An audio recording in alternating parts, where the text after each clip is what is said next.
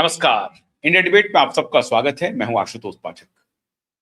मित्रों, दुनिया भर में एक बहुत बड़ा उलटफेर हो रहा है और उलटफेर आया है। कल एक घटना घटी रूस में।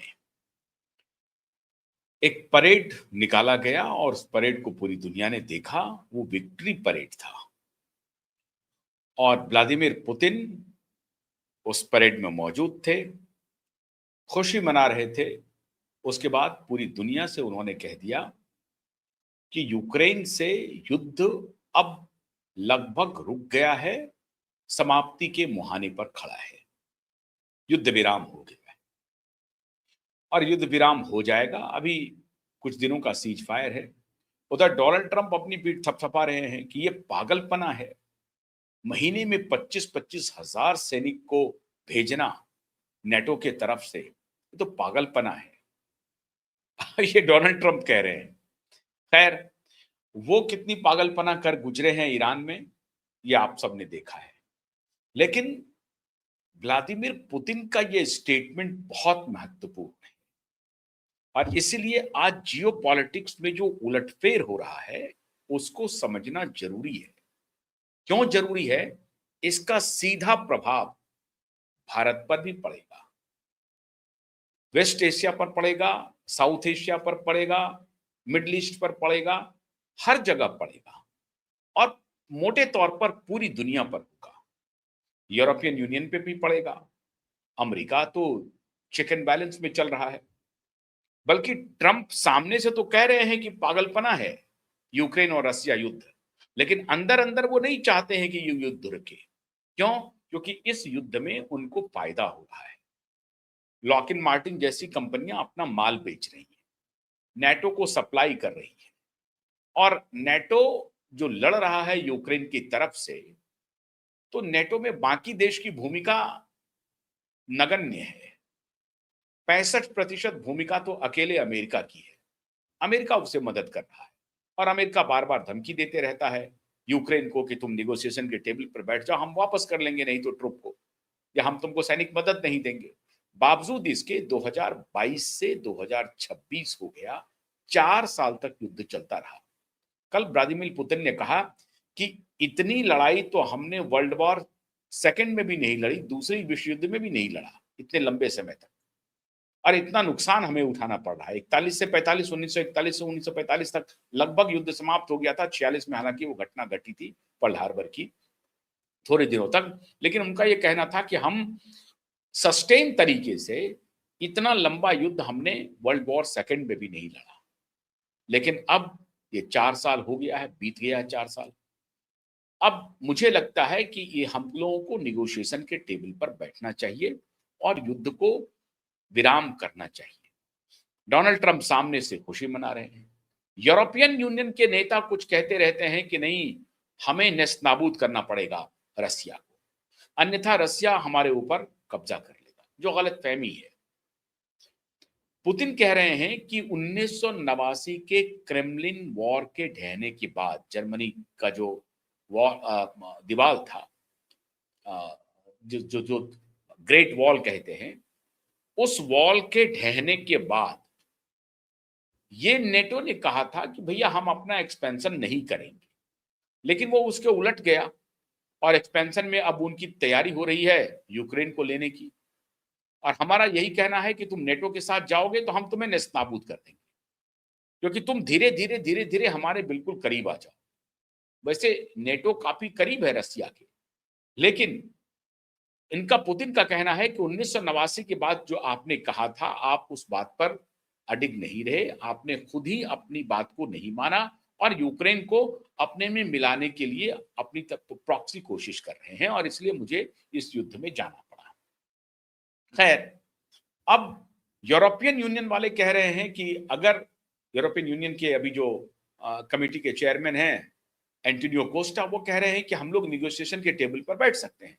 तो निगोशिएशन के टेबल पर बैठेंगे कैसे? तो पूछा गया व्लादिमीर पुतिन से, तो व्लादिमीर पुतिन ने कहा कि मैं निगोशिएशन के टेबल पर बैठने के लिए तैयार हूं, शर्त मेरी सिर्फ एक है कि जर्मन पूर्व चांसलर गेरहार्ड श्रोडर के साथ ही मैं निगोशिएशन कर सकता हूं, बाकी किसी के साथ नहीं। मैंने अपने किसी प्रोग्राम में आपके साथ ये जिक्र किया है पहले, पता नहीं आपको इसकी जानकारी है या नहीं, मैं दोबारा कर रहा हूं। ये जो जर्मनी, रसिया और इंग्लैंड को देख रहे हैं, ये तीनों तीन अलग अलग चीजें नहीं है, ब्लड लाइन सेम है। और इसीलिए यूरोपियन यूनियन के अन्य देशों को हमेशा इस बात की चिंता रहती है कि कहीं जर्मनी और रसिया एक ना हो जाए।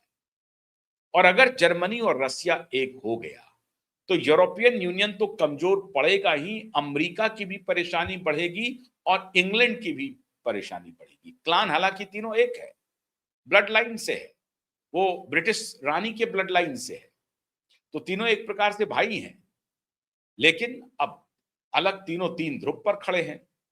लेकिन जर्मनी और रसिया में हिटलर के जमाने से जो वॉर शुरू हुआ, अब वहां से ये विद्रोह चलना शुरू हुआ। लेकिन चूंकि ब्लड लाइन एक है, तो दोनों का एक दूसरे के प्रति प्यार उमड़ता रहता है। तो व्लादिमीर पुतिन कह रहे हैं कि अगर पूर्व जर्मन चांसलर गेरहार्ड श्रोडर के साथ हमारी बातचीत होती है, तो हम निगोशिएशन करने के लिए तैयार है यूरोपियन यूनियन के साथ। यूरोपियन यूनियन के साथ उनका निगोशिएशन यही है कि तुम अपनी सामरिक शक्ति को और अधिक मत बढ़ाओ और हमें इंक्रोच मत करो। आप यूक्रेन को इंक्रोच करना चाहते हैं, आप यूक्रेन को मत लो, अपने साथ मत मिलाओ। और जैसे ही आप यूक्रेन को अपने साथ मिलाओगे, फिर हमारा बहुत बड़ा भूभाग आपके साथ चला जाएगा। इनकी पीड़ा ये है। धीरे धीरे यूएसएसआर का जब विखंडन हुआ, तो एक बृहत्तर रसिया खत्म हो गया। अब रसिया सिमटते सिमटते अब रूस बन के रह गया है, एक छोटा देश, लेकिन अभी भी जो क्षेत्रफल है उनका, वो दुनिया का दूसरा तीसरा सबसे बड़ा क्षेत्रफल, तीसरा सबसे बड़ा क्षेत्रफल वाला देश है, कनाडा अमेरिका के बाद। तो ऐसी परिस्थिति में रसिया अब नहीं चाहता है खुद को स्क्वीज करना, खुद को कमतर करना, वो सिकुड़ना अब नहीं चाहता है। और इसीलिए यूक्रेन को बार बार चेतावनी देता रहा कि भाई आप नेटो के साथ अपनी गलवैयां मत करो, आगे मत बढ़ो, वरना हमें मजबूरन तुम्हारे ऊपर अटैक करना पड़ेगा। 4 साल तक युद्ध चला। अमेरिका कह रहा है कि रूस, यूरोपियन यूनियन और अमेरिका दोनों मिलकर कह रहा है कि रूस की अब हैसियत नहीं है इस युद्ध को सस्टेन करने की, वो चारों तरफ से घिर गया है। बात असल ये नहीं है। बात मित्रों ये है कि रूस बहुत स्ट्रैटेजिक मूव ले रहा है। उनको लग रहा है कि हम यूक्रेन के साथ वॉर को थोड़े दिन तक सीज फायर के आलम में ले जाकर के अपना कुछ भला कर सकते हैं। क्या भला कर सकते हैं? यूरोपियन यूनियन के बहुत सारे देश अभी भी रसिया से तेल खरीद रहे हैं। रसिया से बहुत सारी चीजों के वो मार्केट बने हुए हैं आज भी। यूरोपियन मतलब अमेरिकन सैंक्शन के बाद भी क्या आप रसिया से कोई संबंध नहीं रख सकते हैं, रसिया से कोई कुछ खरीद नहीं सकते हैं, बात भी चोरी छुपे वो सेल कर रहे हैं। लेकिन उनको लगता है कि स्ट्रेट ऑफ हॉर्मुज पर जो अभी विवाद है और ईरान और सऊदी जो मिडिल ईस्ट में जो तेल के ऊपर बवाल मचा हुआ है, उसको नॉर्मलाइज होने में थोड़ा वक्त लगेगा। और अगर लग भी गया, ईरान और यूएस के बीच में कोई बातचीत हो भी गई, तो पता नहीं ईरान वसीलेगा टैक्स, रंगदारी टैक्स जिसको आप कहते हैं, गुंडा टैक्स, की इधर से अगर वेसल जाएगा, ऑयल टैंकर जाएगा तो आपको पैसा देना पड़ेगा। तो या तो ईरान वसूलेगा या अमेरिका वसूलेगा। हम वहां जाना नहीं चाहते हैं, क्योंकि हमें कोई जरूरत नहीं है ईरान के पास जाने की। जाना किसको पड़ेगा? उनके एक अलाय हैं जो उस खेमे के हैं, चाइना। तो चाइना अपनी अपनी अपनी डफली, अपना राग बजाए भाई, हम उसमें क्यों जाएंगे? चाइना को हम भी तेल दे रहे हैं, हमसे भी तेल खरीदना हो तो। और अगर मिडिल ईस्ट से खरीदना है तो वहां से भी खरीदे, वो अपनी ताकत पर खरीदे, लेकिन हम तो देने के लिए तैयार है ही हैं। लेकिन यूरोपियन यूनियन जो एक बड़ा मार्केट है, वो हमसे दूर जा रहा है। वो अमेरिकी दादागिरी की वजह से हमसे दूर जा रहा है और वो पूरा डिपेंडेंसी हो गई है उनकी अमेरिका के ऊपर। और वो उनको महंगे में माल बेच रहा है, केवल तेल ही नहीं और भी चीजें सप्लाई कर रहा है। तो रसिया को लग रहा है कि हमने जो ये $3 ट्रिलियन तबाह कर दिया है इस युद्ध में, और पता नहीं और कितने बिलियन डॉलर हमारा नुकसान होगा, तो हम एक तरफ तो तेल बेच के कमा रहे हैं और बेच बेच करके हम युद्ध में खुद को झोंकते जा रहे हैं। अपनी इकोनॉमी को सस्टेन करने के लिए हमारे पास और कोई चारा नहीं है, हम यूक्रेन से वॉर छेड़े हुए हैं। अगर हम वॉर हार जाते हैं तो दिक्कत होगी, फिर तो वो हमारे ऊपर चढ़ जाएंगे। तो ऐसी परिस्थिति में एक स्ट्रैटेजिक मूव चला जाए। उन्होंने स्ट्रैटेजी के तहत 9 मई को मॉस्को में, पूरे रूस में जबरदस्त शो हुआ, मॉस्को में शो हुआ, जो विक्ट्री परेड निकाला गया और उस विक्ट्री परेड में स्वयं पुतिन मौजूद हैं। अब 1999 से 27 साल हो गए पुतिन को रसिया की सत्ता को अपने हाथ में लिए हुए। 27 ईयर्स, छोटा कालखंड नहीं होता है। इस कालखंड में वो प्रधानमंत्री भी रहे और राष्ट्रपति भी हैं। अभी प्रधानमंत्री से जब वो हटे तो खुद को राष्ट्रपति एलिवेट कर दिया और सुप्रीम पावर अब उनके पास है, सारी सेनाओं का पूरी शक्ति उनके पास है। तो प्रधानमंत्री की यात्रा भी कर ली, राष्ट्रपति की यात्रा भी कर ली।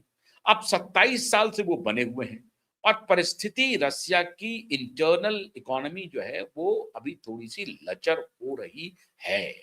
अमेरिकी सैंक्शन के बाद विदेशी कंपनियों को, अमेरिकन कंपनियों को उन्होंने सबको भगा दिया वहां से। ये और बात है कि उन्होंने अपने रूबल को मजबूत कर लिया। उसके बाद भी रसिया सरवाइव कर गया। भारत के साथ भी दोस्ती बनाए रखा, चाइना के साथ भी दोस्ती बनाए रखा, यूरोपियन यूनियन के कई देशों के साथ भी चोरी छुपे दोस्ती बनाए रखा। बाकी दुनिया के देश, ऑस्ट्रेलिया हो या इंग्लैंड हो, वो भी इस लफड़े में नहीं पड़ा और खुद को रसिया का एक प्रकार से डिस्टेंट ही सही लेकिन दोस्त बनाए रखा। इंग्लैंड उस तरह से दोस्त नहीं है, ऑस्ट्रेलिया भी उस तरह से दोस्त नहीं है, लेकिन कोई दुश्मन भी नहीं है जिस तरह से यूरोपियन यूनियन के लोग दुश्मनी गांठे हुए हैं, नाटो गांठे हुए हैं। यूरोपियन यूनियन में तो इंग्लैंड है, लेकिन ऑस्ट्रेलिया तो नाटो में नहीं है। फिर भी वो अपने को एक डिस्टेंस बनाते हुए न दोस्त है न दुश्मन है। अब ऐसी परिस्थिति में रसिया को लगा कि ये मौका है, जब पूरी दुनिया में वॉलिटैलिटी हो गई है और अमेरिका कॉर्नर हो चुका है, अमेरिका अपने कृत्य से कॉर्नर हो चुका है और यही पुतिन की मंशा थी कि अमेरिका पूरी दुनिया में अलग थलग पड़ जाए। अमेरिका पूरी दुनिया में अलग थलग पड़ गया ईरान के साथ युद्ध थोप करके। सब उनसे कट गए। यूरोपियन यूनियन भी पूरी तरह से अलग हो गया। एक देश सामने नहीं आया, न फ्रांस आया, न जर्मनी आया, न इंग्लैंड आया, न यूरोपियन यूनियन के न इटली आया, कोई देश नहीं आया सामने। बल्कि सभी देशों ने आलोचना की और कहा कि हमारा कोई लेना देना नहीं है ईरान युद्ध से, हम नहीं जाएंगे इसमें। इंग्लैंड ने भी कह दिया, बाद में डियोगो गार्सियो जो उसका बेस है उसको उन्होंने जरूर दिया, लेकिन इंग्लैंड भी युद्ध में शामिल नहीं हुआ। कीर स्टारमर ने कह दिया, इंग्लैंड के प्रधानमंत्री ने, that is not my war, वो मेरा युद्ध नहीं है।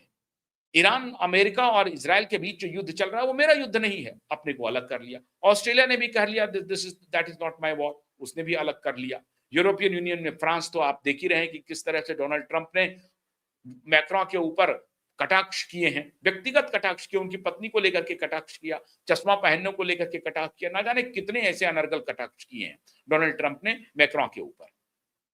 अब जर्मनी के जो एक्स चांसलर है गेरहार्ड श्रोडर, जिसकी बात पुतिन कह रहे हैं कि मुझे अगर बैठना होगा निगोशिएशन टेबल पर तो मैं सिर्फ उनके साथ बैठूंगा, उनके साथ कंफर्टेबल हूं मैं। अब यूरोपियन यूनियन के सामने एक बड़ी समस्या आ गई है। एंटोनियो कोस्टा जो हैं, वो जो चेयरमैन हैं, वो कह रहे हैं कि नहीं, हमें रसिया के साथ निगोशिएशन टेबल पर बैठना चाहिए, लेकिन वो एंटोनियो कोस्टा के साथ बैठने के लिए तैयार नहीं है। वो कह रहे हैं कि गेरहार्ड श्रोडर को आप ले आइए, पूर्व चांसलर को, हम उनके साथ बैठ जाएंगे, उनके साथ हम कंफर्टेबल हैं, वो मेरी बात को समझ जाएंगे। अब अगर यूरोपियन यूनियन रसिया के साथ बैठने के लिए तैयार है तो दो बात होगी। एक तो अमेरिका अंदर अंदर तो नाराज होगा, क्योंकि अमेरिका नहीं चाहता है कि यूरोपियन यूनियन और इन लोगों के बीच में समझौता हो जाए, समझौता नहीं चाहता है। ऊपर से वो दिखाता जरूर है कि युद्ध रुक जाए, ताकि हम पूरी दुनिया में ये कहें कि देखिए हमने शांति का काम किया, हमने यूक्रेन और रसिया का युद्ध रुकवा दिया। और फिर से ये डोनाल्ड ट्रंप जैसे जो नमूने हैं, ये बाहर जाकर के बोलना शुरू कर देंगे कि देखिए आखिर में हमने ही यूक्रेन और रसिया के वॉर को बंद करवाया, ये किसी और ने नहीं बंद करवाया, हमने बंद करवाया।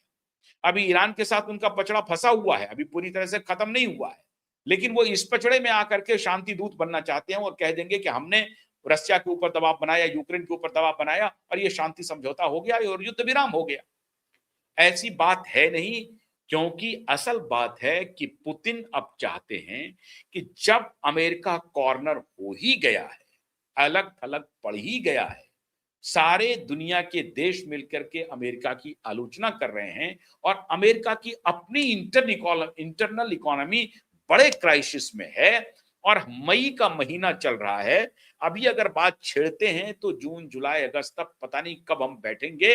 नवंबर में अमेरिका में मिड टर्म चुनाव होगा, मिड टर्म का ईयर है और मिड टर्म पोल के पहले अमेरिका कोई ऐसी गलती नहीं करेगा जिससे और उनको खामियाजा भुगतना पड़े। तो डोनाल्ड ट्रंप अपनी समस्याओं में उलझे रहेंगे। इंटरनल कॉन्फ्लिक्ट को रिजॉल्व करने में डोनाल्ड ट्रंप का अधिक समय जाएगा, हमारी तरफ देखेगा नहीं, या जो डीप स्टेट है अगर देखेगा तो वो हम झेल लेंगे। पहले उनके सामने अपनी समस्या है, अपने अस्तित्व की समस्या है, तो पहले अपने अस्तित्व को डोनाल्ड ट्रंप वहां बचाएंगे, क्योंकि ये पूरा मिड टर्म इलेक्शन का ईयर है। तो उस परिस्थिति में मई के बाद अगर हम मई से सितंबर अक्टूबर के बीच में कोई निगोशिएशन टेबल पर आने की बात करते हैं तो ये फेवरेबल टाइम है। इसलिए सही वक्त चुन करके व्लादिमीर पुतिन ने कहा है कि हम निगोशिएशन टेबल पर आने के लिए तैयार हैं और यूक्रेन युद्ध को हमेशा के लिए बंद करने के लिए भी तैयार हैं। इसलिए व्लादिमीर पुतिन नहीं आए हैं कि उनकी इकोनॉमी खराब है, खराब जरूर है, वो बहुत मजबूत इकोनॉमी नहीं है, उनका ट्रेड डेफिसिट अभी बढ़ा हुआ है। भारत भी अब धीरे धीरे तेल खरीद रहा है उनसे पिछले 1-1.5 महीने से जो अनुमति मिली है इनको अपने आका की। मैं हैरान हूं कि अमेरिका होता कौन है हमें यह कहने वाला कि आप किससे तेल खरीदेंगे, किससे नहीं खरीदेंगे। यहां पर मैं समझता हूं कि भारत सरकार की क्या डिप्लोमेसी है मुझे नहीं मालूम, या उनकी क्या मजबूरी है, उनकी क्या बाध्यता है मुझे नहीं मालूम, लेकिन उन्होंने अभी तक अपनी ताकत इस तरह से दिखाई नहीं है। हालांकि वो डोनाल्ड ट्रंप से मिलने में कतराते रहे, मोदी नहीं मिले उनसे, 3-3 जगह पे नहीं मिले, और इधर उन्होंने चाइना और रसिया के साथ मिलकर के एक फोरम बनाने की कोशिश भी की और वो संदेश भी देने की कोशिश की। तो वो सरेंडर हैं डोनाल्ड ट्रंप के सामने, मैं ऐसा नहीं मानता। भारत किसी भी तरीके से अमेरिका के सामने खुद को सरेंडर किया हुआ है, मैं ऐसा मानने के लिए तैयार नहीं हूं, लेकिन सामने से ये दिखता जरूर है जब आपका एक व्यापारी घराना जो है कभी तेल लेने के लिए जाता है, कभी नहीं जाता है, क्योंकि ज्यादातर तेल खरीदारी जो है आपका एक व्यापारी घराना करता था वहां से, तो कभी खरीदना बंद कर देता है, कभी शुरू कर देता है। तो चूंकि वो उनके इन्फ्लुएंस में है, उनको धमकी मिलती है ट्रंप से, तो वो चुप हो जाते हैं, तो आप तेल खरीदना बंद कर देते हैं। अब इसमें क्या रस्सा कस्सी अंदर चल रही है, इस पर मैं अलग से एक दिन शो करूंगा, लेकिन अभी तत्काल ये समझिए कि व्लादिमीर पुतिन का ये मास्टर स्ट्रोक है कि वो यूरोपियन यूनियन को कह रहा है कि हमारे साथ निगोशिएशन टेबल पर आ जाओ, हम लोग बैठते हैं और यूक्रेन युद्ध को खत्म करते हैं। तो क्या अगर ये पीस हो गया तो फिर से रसिया एक सुपर पावर के रूप में इमर्ज करेगा, और रसिया को लग रहा है कि ये टाइमिंग सही है। अमेरिका इंटरनल कॉन्फ्लिक्ट में है, भारत में भी बहुत ज्यादा उथल पुथल हो रहा है, चाइना टांग आएगा नहीं हमारे बीच में, तो यही मौका है कि हम यूरोपियन यूनियन के साथ बातचीत को आगे बढ़ाएं। और यूरोपियन यूनियन की अपनी इकोनॉमी भी खराब है, उनकी भी हालत खराब है, तो वो भी इतनी हिम्मत नहीं करेगा कि रसिया जो कुछ भी उनको कह रहा है निगोशिएशन के लिए तो वो मान ना जाए। उनको रसिया की तरफ से एक ही बात होगा कि जो आपने क्रेमलिन वॉल के ढहने के बाद जो आपका स्टैंड था कि हम नेटो का एक्सपेंशन नहीं करेंगे, वो मत कीजिए। आप नेटो का एक्सपेंशन, आप नेटो के एक्सपेंशन पर विराम लगाइए, बाकी हम लोग दोस्त हैं, हम लोग मिलकर के काम करेंगे। अगर इस परिस्थिति को यूरोपियन यूनियन ने मान लिया तो मान के चलिए आने वाले दिनों में रसिया एक मेजर पावर के रूप में खड़ा होगा। तो जो अभी आपको कमजोर दिख रहा है, अगर उनका निगोशिएशन यूरोपियन यूनियन के साथ रह गया, यूरोपियन यूनियन के देशों के साथ उनका व्यापार फिर से पटरी पर आ गया, तो ये अमेरिका के लिए अच्छी खबर नहीं है। इसलिए अमेरिका की पूरी कोशिश होगी कि ये निगोशिएशन अंदर खाने बने ही नहीं। अमेरिका चाहेगा निगोशिएशन नहीं हो, कॉन्फ्लिक्ट हो, सीज फायर हो, वो चलते रहे, लेकिन कोई निगोशिएशन आगे नहीं बढ़े। कहीं यूरोपियन यूनियन के देश जर्मनी, फ्रांस और ये लोग रशियन तेल ना खरीदना शुरू कर दें, तो उनकी चिंता बड़ी है। तो फिर वेनेजुएला उन्होंने क्यों लिया? परेशान है अमेरिका, असली दर्द अमेरिका को हो रही है। अब देखते हैं पुतिन ने जो ये चाल चली है उसका रिजल्ट क्या होता है। बहुत बहुत शुक्रिया, नमस्कार।